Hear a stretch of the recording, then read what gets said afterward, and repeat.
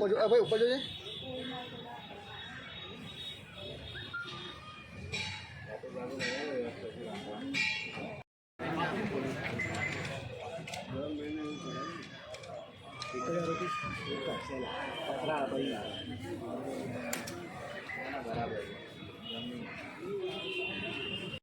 કોણ છે આનો મતલબ ક્યાં ગુનામાં લાવ્યા હતા, ક્યારે ભાગ્યો, કઈ રીતે ભાગ્યો અને આગળનું શું પ્લાન હતું આનો?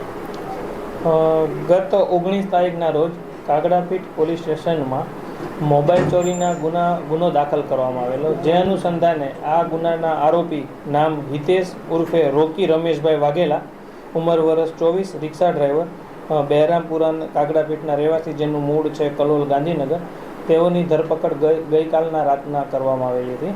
ત્યારબાદ ફિંગરપ્રિન્ટની કામગીરી અનુસંધાને આરોપીની તપાસ કરતા આરોપી જે તે રૂમમાં મળી આવેલ ન હતા, જે અનુસંધાને કાગડાપીઠ પોલીસ સ્ટેશનમાં ભાગી જવાનો BNSની કલમ 262 મુજબનો ગુનો દાખલ કરવામાં આવેલો અને ગણતરીના કલાકોમાં જ કાગડાપીઠ પોલીસના ડી સ્ટાફની ટીમે સદર આરોપીને અમદાવાદના વટવા ખાતેથી ધરપકડ કરીને આજે ભાગી ચૂકેલ હતા તેની પકડી લીધેલ છે.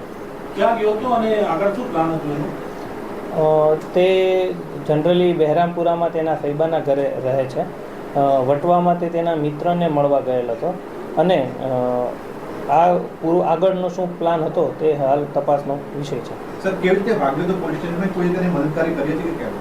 ના, તેને ભગાડવામાં કોઈની મદદગારી ન હતી અને જે રૂમમાં રાખવામાં આવેલ હતા અને PSO અન્ય અરજદારોને સાંભળતા હતા, તેના ધ્યાન બાદ સદર આરોપી નજર ચૂકવીને ભાગી ગયેલ હતા અને આ જે ભાગી જવાની ઘટનામાં જે પોલીસ કર્મચારીનો કસૂરવાર ઠરશે તેને ખાતાકીય રાહે તેમના વિરુદ્ધ પગલાં પણ લેવામાં આવશે.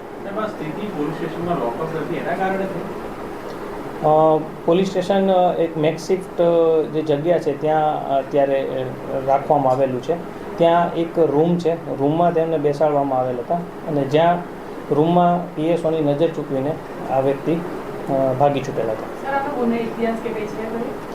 રાણીપ પોલીસ સ્ટેશનમાં એક મોબાઈલ ચોરીના ગુનામાં જ આ વ્યક્તિની અટક આ પૂર્વ થયેલી હતી અને એ સિવાય પણ 2022માં કલોલ પોલીસ સ્ટેશનમાં પણ એક ચોરીની ગુનો તેઓની વિરુદ્ધ રજીસ્ટર્ડ છે અને તેમાં પણ તેની અટક થઈ ચૂકેલ છે. સર, આને તમે ભૂલ ગણો છો, બેદરકારી ગણો છો અને આગામીમાં આવી રીતે આરોપી ના ભાગી શકે તે માટે કોઈ આયોજન ખરું? આ જે બેદરકારી જે તે પોલીસ સ્ટાફ દ્વારા જે થઈ છે તેની હાલ પ્રાથમિક તપાસ ચાલુ છે અને પ્રાથમિક તપાસ બાદ જે પણ કસૂરવાર પોલીસ કર્મચારી હશે તેઓને ખાતાકીય રાહે તેઓના વિરુદ્ધ કડકમાં કડક પગલાં લેવામાં આવશે અને ભવિષ્યમાં આ પ્રકારની કોઈ ઘટના ન થાય તેની સાવચેતીના પગલાં પણ આવતા ભવિષ્યમાં લેવામાં આવશે. Okay sir.